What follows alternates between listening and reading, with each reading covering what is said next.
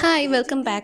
আগের দিন তো তোমরা দেখলে ফোনের কাভারের ঠিক এরকম অবস্থা হয়েছিল, কিন্তু তার পরের দিন আমি আবার জেসো বানানোর ট্রাই করলাম। আর এবারে আমি কাচের বাটি নিয়েছিলাম ইনস্টেড অফ প্লাস্টিক। তো সেই জন্য ভালোভাবেই দেখলাম হয়েছে। আর তারপরে ঠিক আগের বারের মতোই ফোনের কাভারের উপরে লাগিয়ে নিয়ে শুকোতে দিয়েছিলাম।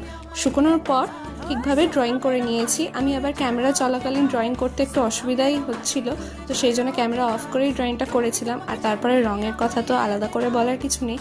কিন্তু একটা কথা বলি, তোমরা হয়তো ভাববে যে হঠাৎ পার্ট 2 পার্ট 3, মানে এই একটা ড্রয়িংয়ের জন্য 3টে পার্ট দেওয়ার কী আছে।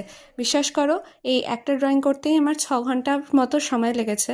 তো সেই 6 ঘন্টার ড্রয়িং যদি আমি 1 মিনিটও তোমাদের দেখাই, তাহলে সেটা আমার ড্রয়িংকে জাস্টিফাই করবে না। আর ঠিক সেই কারণেই এরপরেও আরেকটা পার্ট আসবে, সেটা হচ্ছে লাস্ট পার্ট, আর সেখানে আমি ফুল লুকটা তোমাদের দেখাবো। আমি এখানে ট্রাই করতে চেয়েছিলাম একটা বেঙ্গলি আর্ট, যেটা তোমরা পটচিত্র হিসেবেও বলতে পারো, সেই ধরনের আর্ট ফর্ম।